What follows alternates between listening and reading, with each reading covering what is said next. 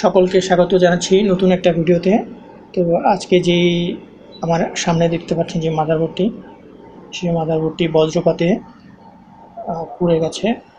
তো land card থেকে যে চিপসেট আছে সেগুলো পুড়ে গেছে, ক্ষয়ক্ষতি একটু বেশি হয়েছে, এই জন্য এটা আর রিপেয়ার করিনি। তো দেখুন প্রবলেমটা, এটা যখন আমরা অন করছি সুইচ পাওয়ার দেওয়ার সাথে সাথে অন হয়ে যাচ্ছে, সেই কারণে এটা আমরা রিপেয়ার করে নিই। নতুন একটা মাদারবোর্ড আমরা নিয়ে নিয়েছি। আর এই মাদারবোর্ডটা ছিল G31 এর মাদারবোর্ড। তো নতুন মাদারবোর্ড আমরা আপডেট করে নিয়েছি।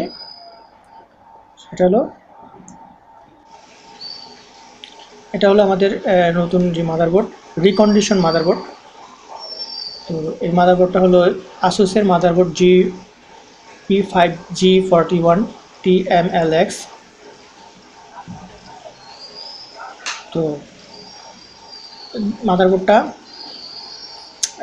এটা 8 GB পর্যন্ত আমাদের সাপোর্ট করবে র্যাম। আপাতত এখানে 2 GB র্যাম লাগানো আছে, পরবর্তীতে আপডেট করে দেওয়া যাবে। আর প্রসেসর, এটা পূর্বে যে প্রসেসর ছিল ডুয়েল কোর, সেই ডুয়েল কোর প্রসেসরই আছে, সেটা আমরা লাগিয়ে দিয়েছি এখানে। আর পিছন দিকে দেখুন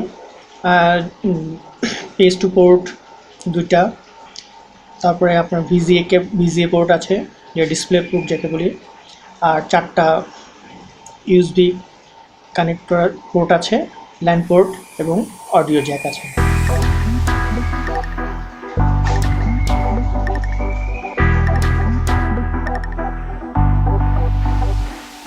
আর র্যাম এখানে 2 GB হিসেবে আমরা লাগিয়েছি ডাইনেট এর ব্র্যান্ডেড 2 GB র্যাম।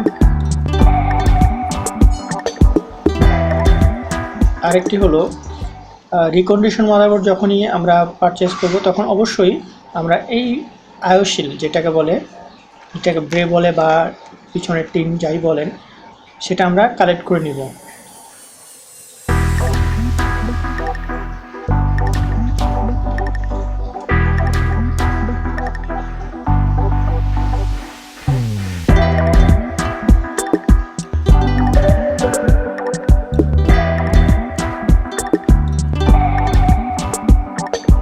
তো আমরা এখন অ্যাসেম্বলিং প্রসেসিংয়ে যাব। তাই আমরা র্যামটা কানেক্ট করে নিচ্ছি। র্যামটা কানেক্ট করার প্রসেসিং আপনারা জানেন যে এখানে যে পয়েন্ট আছে সেই পয়েন্টে মিলিয়ে তবে কানেক্ট করতে হয়। এর আগেও দেখিয়েছি, আজকেও দেখিয়ে দিলাম। তো এখন আমরা অ্যাসেম্বলিং প্রসেসিংয়ে যাব। তো এর পূর্বে আমাদের যেই আয়োশিলটা আছে সেটা আমাদের কানেক্ট করে নিতে হবে আমাদের কেচিংয়ের সাথে।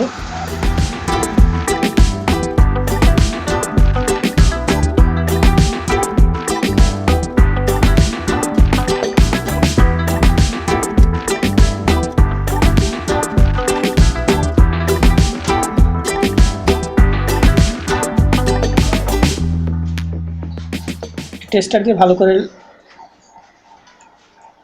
পুশ করে লাগিয়ে নেবেন।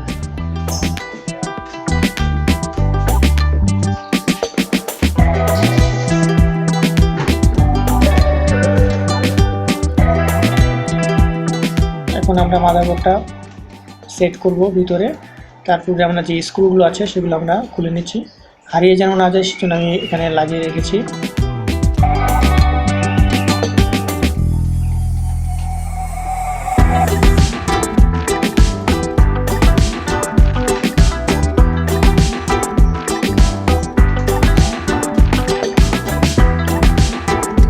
মাদারবোর্ড ক্যাবিনেটে বসানোর পূর্বে আমরা আমাদের যে কুলিং ফ্যান আছে সেটা আমরা কানেক্ট করে নিব। এটা একটু ওয়াশ করে নিয়ে আসছি।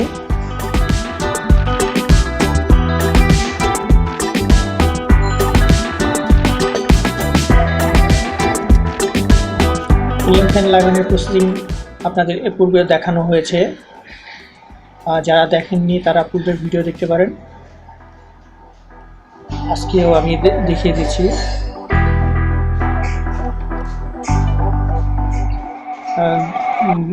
মাদারবোর্ডের যে হোলগুলো আছে সেটার মধ্যে ভালো করে পাগুলো বসাবেন, বসিয়ে চারো পা ভালো করে বসিয়ে উপর থেকে পুশ করে দিবেন, বাস হয়ে যাবে।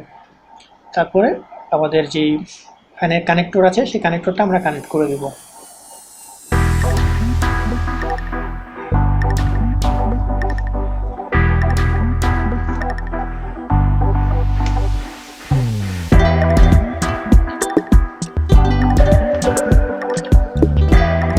এখন আমরা ভালো করে বসাবো, বসিয়ে যে স্ক্রুগুলো আছে সেগুলো আমরা লাগিয়ে ফেলবো। এবং লাগানোর পূর্বে আমি বলেছি বেশি খুব অতিরিক্ত টাইট করে লাগাবেন না, জাস্ট যতটুকু হালকাভাবে লাগানো যায়, আপনার স্ক্রু যতটুকু যায় ততটুকু আপনি লাগাবেন, বেশি চাপ দিয়ে লাগাবেন না।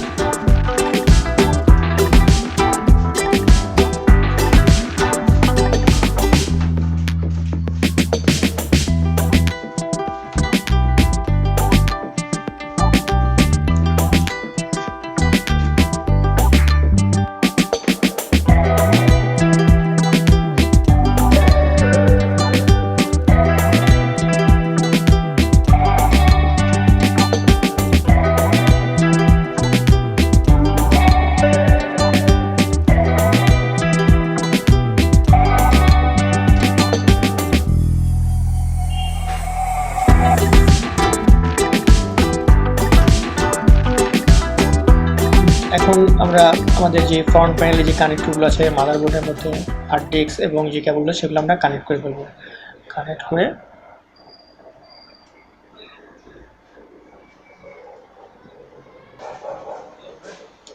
তো অল ওভার সব কানেক্ট হয়ে গেছে। কানেক্ট হওয়ার পর আমরা পিসি অন করেছি, একটু ভিউটা দেখে নিন আমি কীভাবে কানেক্ট করেছি।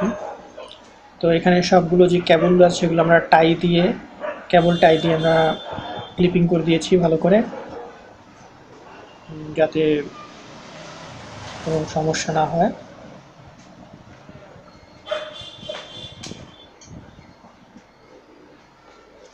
এখন আমরা পিসি অন করেছি।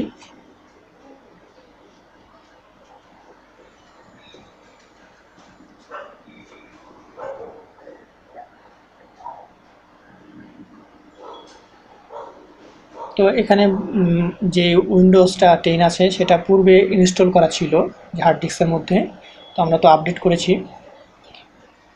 আর আমাদের ইনস্টল করার প্রয়োজন হয়নি, সেই উইন্ডোজ এখানে রান হচ্ছে। তো যদি উইন্ডোজ রান না হতো তাহলে আমাদের উইন্ডোজ সেটআপ দিতে হতো, তো আপাতত উইন্ডোজ সেটআপ দিতে হচ্ছে না, পূর্বের উইন্ডোজই এখানে রান করছে।